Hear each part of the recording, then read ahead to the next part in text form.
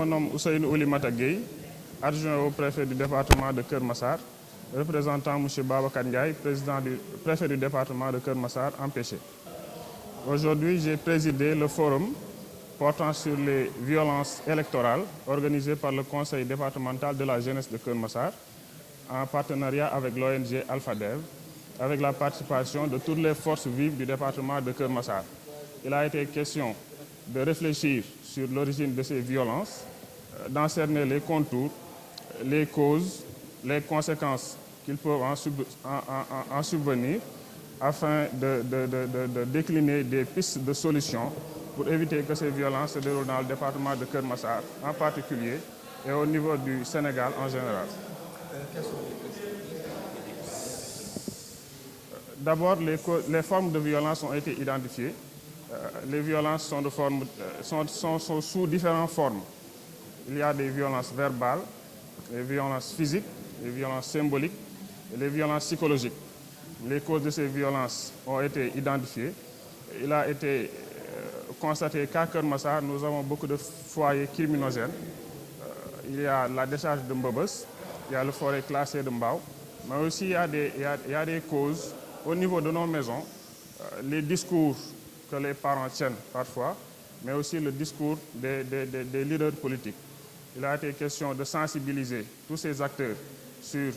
ces causes de la violence et les conséquences qui peuvent en découler, afin qu'ils font office de relais au niveau de la population pour éviter que ces violences ne se déroulent.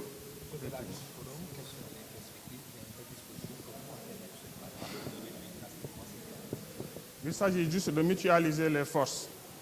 vives, comme je l'ai dit tantôt, de mutualiser nos efforts afin que, au moment de la campagne électorale, que tout se déroule bien, que les acteurs collaborent entre eux, que tout se passe bien. Une résolution qui nous engage tous en tant que des acteurs de Keur Massar. Et dans la résolution, il est dit qu'on va mettre des mécanismes pour éviter toute forme de violence. Après ça, on va vers les organes de presse locales. On va dérouler des émissions pour au moins se sensibiliser sur la paix. Et ensuite, il y aura une caravane départementale de la paix. Donc c'est ça. Et on compte aussi démultiplier ces actions au niveau de toutes les communes, parce que vous savez, on est le conseil départemental, mais à côté, il y a les conseils communaux qui dépendent de nous. On va les accompagner pour organiser ça au niveau de chaque commune, au niveau de chaque arrondissement, pour qu'au moins que la jeunesse puisse être acteur, vecteur de paix. Nous les exhorter aussi à s'abstenir de tout discours de haine, de violence et de désinformation. Loolu lañ ko bàyyi defe naa ne loolu suñ ko defee jàmm am parce que le scrutin bii di ñëw dafa war a paisible pour des élections présidentielles dans un Sénégal de paix. Loolu moo tax tey jotaay bii am te Keur Massar dafa am wàllu ci Sénégal waaw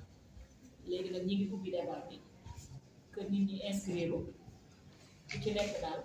ñu waxtaan ci suñu biir ñu peccoo jëm. département bu bees bi kon waa Keur Massar sas nañu leen war nañu am taxawaay bu wér a wér pour jël suñu place ci réew man maa ngi fi représenté monsieur Alassane Thioub, c'est le président du conseil départemental des aînés de Keur Massar. Ce conseil a été mis en place par un arrêté ministériel, le ministre de la Santé et de l'Action sociale. Depuis ñu taxawal ko nag ñu ngi ci ay activités ñu ngi ci série de rencontré nañu presque tous les préfets et sous-préfets du département de Keur Massar. Rencontré nañu aussi le chef du centre médical de Yeumbeul te ñu ngi fas yéene continuer suñu série de rencontres loolu yëpp liñ ci jublu pour yëpp lu ni ñu ngi fi te fas yéene nañu béy suñu wàll ci waar bi jamono yële passé ñun def nañ lu mel nii dajale retraité yi yëpp ci mairie Malika wàcce fa kaamilu alquran ñaax fa jeunesse bi pour won leen ni leen suñu réew mii di Sénégal kenn du ñu ko defaral ñun ñoo koy defaral suñu te réew mii di Sénégal bu fekkee dafa am ñuy defar am ñuy yàq kañ la réew mi di defar vraiment ñun ñi ngi metti lu ak di ñaawlu ba fu ñaawlu di yem kasi jeunesse bi def ci réew